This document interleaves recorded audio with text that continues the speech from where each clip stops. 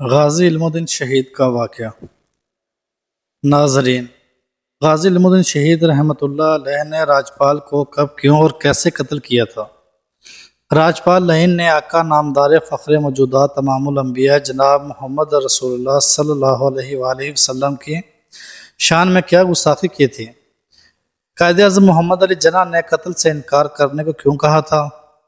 اور آپ کو قبر میں کس عظیم ہستی نے اتارا تھا؟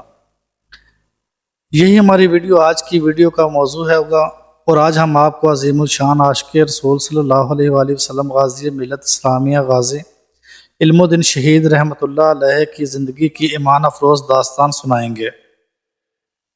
مگر ویڈیو میں آگے بڑھنے سے پہلے اگر آپ ہمارے چینل پر نئے ہیں تو برائے مہربانی ہمارا چینل سبسکرائب کریں، جہاں آپ کو بالخصوص اسلامک ہسٹری بالعموم دنیا بھر کے منفرد معلومات پر مبنی ویڈیوز ملتی رہیں گی۔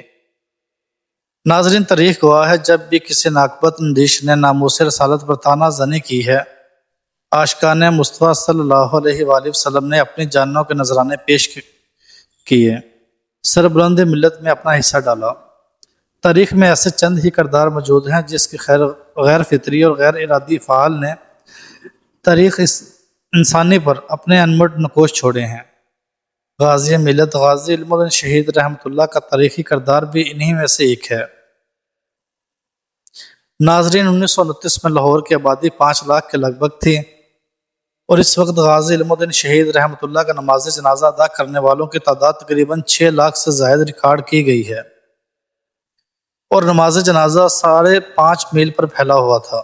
ناظرین، علم الدین 4 دسمبر 1908 کو لاہور، پنجاب، پاکستان کے کوچہ چابک سورا میں طالب نامی بڑھئی یعنی ترخان کے گھر پیدا ہوئے۔ علم الدین نے اپنی ابتدائی تعلیم اپنے محلے کے ایک مدرسے سے حاصل کی، اور تعلیم سے فراغت کے بعد آپ نے اپنے آبائی پیشہ کو اختیار کیا۔ آپ کے 2 بھائی تھے، جن میں سے ایک سرکاری ملازمت کرتے تھے اور دوسرے میاں محمد امین صاحب تھے۔ میاں محمد امین صاحب کے ساتھ بڑھئی کا کام کرتے تھے۔ اس خاندان کی شرافت و کاریگری کی دھوم دور دور تک تھی۔ آپ کا گھرانہ متوسط گھرانوں میں شمار کیا جاتا تھا۔ کاریگری میں ملکہ حاصل کر چکنے کے بعد اپنے بنو بازار کوہاٹ میں اپنا فرنیچر کا کام شروع کیا۔ ناظرین، یہ واقعہ سال 1928 کا ہے۔ راجپال نامی لاہور کے ایک ناشر نے نبی آخر الزمان رسول اللہ صلی اللہ علیہ وآلہ وسلم کے خلاف ایک گستاخانہ کتاب رنگیلا رسول شائع کی۔ معاذ اللہ، اس دل آزار عمل نے اہل ایمان کے جذبات کو مجروح کیا، اور مسلمان میں سخت غصہ اور غم پیدا ہو گیا۔ جب مسلمان رہنماؤں نے اس کتاب کو ضبط کرنے اور ناشر کے خلاف کارروائی عمل میں لانے کا مطالبہ کیا تو انگریز حکومت کے مجسٹریٹ نے راجپال کو صرف 6 ماہ کی قید سنائی۔ اس کے علاوہ کتاب کو ضبط کرنے کے مطالبے کو رد کر دیا گیا۔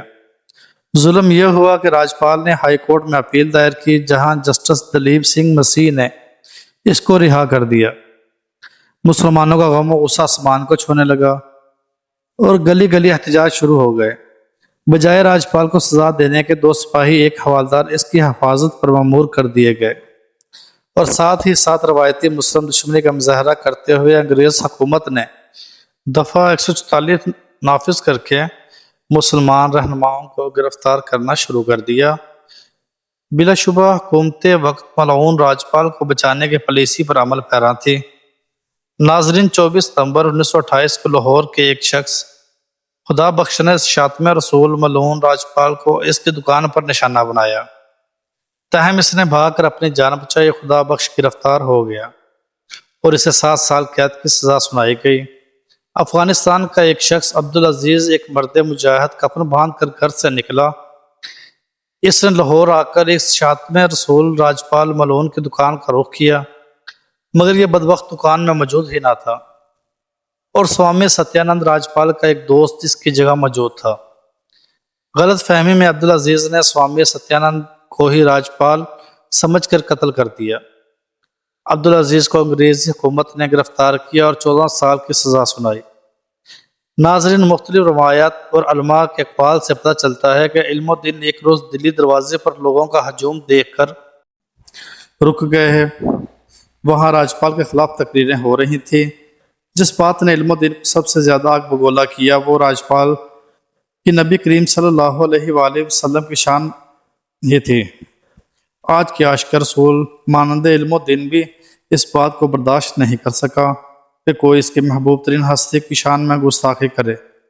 اس دور میں دلی دروازہ لاہور سیاسی سرگرمیوں کا گھر تھا اور تمام تحریکوں کا گھر بھی۔ یہاں سے جو بات کی جاتی وہ ملکوں کے طول و عرض میں بآسانی پہنچتی۔ یہاں پر ہونے والی گفتگو اپنے آپ ایک سند کی حیثیت رکھتی تھی، مگر علم الدین اس وقت کا روشن خیال شخصیت کا مالک تھا۔ اس نے جو سنا اس پر یقین نہیں کیا، بلکہ اپنے والد محترم سے تائید حاصل کی۔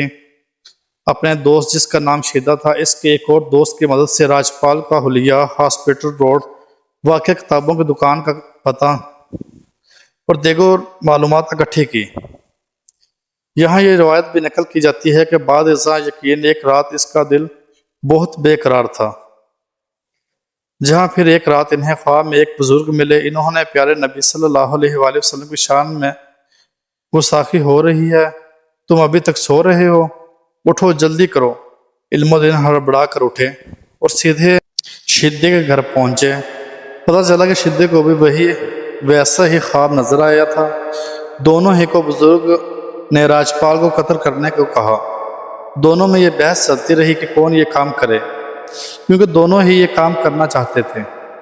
پھر قرآن اندازی کے ذریعے دونوں نے فیصلہ کیا۔ 3 مرتبہ غازی ملت اسلامیہ غازی علم الدین شہید رحمۃ اللہ کے نام کی پرچی نکلی تو شدے کو ہار ماننی پڑی۔ علم الدین ہی شاطم رسول کا فیصلہ کرنے پر مامور ہوئے۔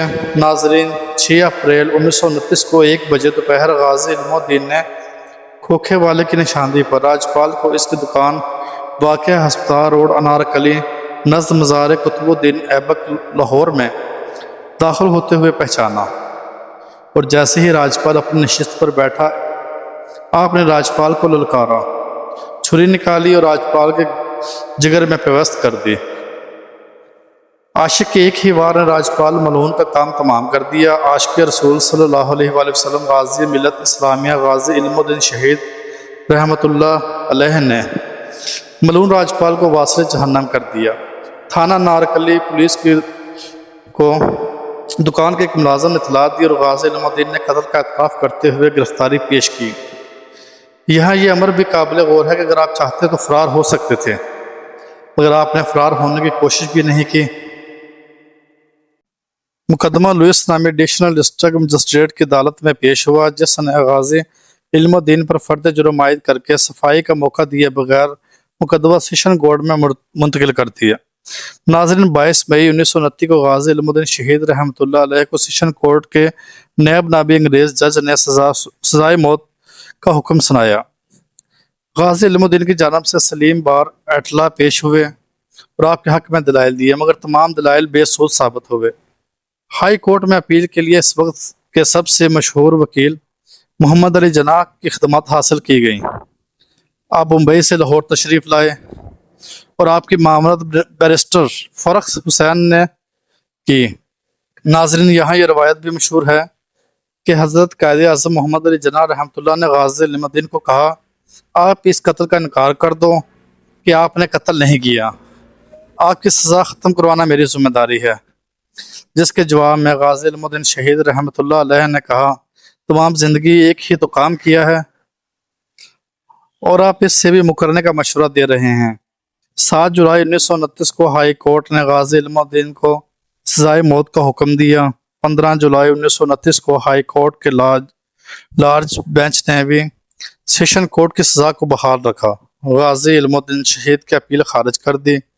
اپیل خارج ہونے کی اطلاع جب غازی علم الدین کو دی گئی تو آپ نے فرمایا، شکر الحمدللہ، میں بھی یہی چاہتا تھا کہ بزدلوں کی طرح قیدی بن کر جیل میں سڑنے کے بجائے تختہ دار پر چڑھ کر ناموس رسالت پر اپنی جان فدا کرنے میرے لیے 1000 ابدی سکون و راحت ہے۔ 31 اکتوبر سال 1929 بروز جمعرات کو میاں والے جیل میں آپ کو شہید کر دیا۔ 4 نومبر 1929 کو جسد خاکی کی حوالگی کا مطالبہ لے کر مسلمان زمدران کے ایک وفد نے گورنر پنجاب سے ملاقات کی، جن میں علامہ محمد اقبال، مولانا عبدالعزیز، مولانا ظفر علی خان سر، محمد خلیفہ شجاع، میاں میر الدین، سر فضل حسین، مولانا غلام محی الدین قصوری اور دیگر صاحبان شامل تھے، اور یقین دلایا کہ تدفین پرامن ہونے کی ذمہ داری ہے۔ 13 نومبر 1929 کو مجسٹریٹ مرزا مہدی حسن اور سید مراتب علی شاہ کی سربراہی میں ایک وفد میاں والی روانہ ہوا اور 14 نومبر 1929 کی جزِ خاکی وصول کیا۔ 15 نومبر 1929 کو محکمہ ریلوے نے غازی علم الدین شہید رحمۃ اللہ علیہ کی جزِ خاکی لاہور چھاؤنی نے علامہ محمد اقبال اور سر محمد شفیع کے حوالے کیا۔ اس وقت غازی علم الدین شہید رحمۃ اللہ علیہ کا نماز جنازہ ادا کرنے والوں کی تعداد تقریباً 6 لاکھ سے زیادہ ریکارڈ کی گئی، اور نماز جنازہ 5.5 میل پر پھیلا ہوا تھا۔ آپ کی نماز جنازہ خطیب مسجد وزیر خان قاری شمس الدین نے پڑھائی۔ سید محمد ادار علی شاہ محدث لاہوری، علامہ محمد اقبال نے غازی ملت اسلامی غازی علم الدین شہید رحمۃ اللہ کو اپنے ہاتھوں سے قبر میں اتارا، اور اس موقع پر ڈاکٹر علامہ محمد اقبال رحمۃ اللہ نے فرمایا، یہ ترخانوں کا لڑکا ہم سب پڑھے لکھوں سے بازی لے گیا۔ ناظرین، آپ کی آخری آرامگاہ میاں والی قبرستان بہاولپور روڈ لاہور میں ایک نمایاں مقام پر موجود ہے۔ ناظرین، اسی امید کے ساتھ اجازت دیجیے، آپ کو ہماری ویڈیو پسند آئی ہوگی۔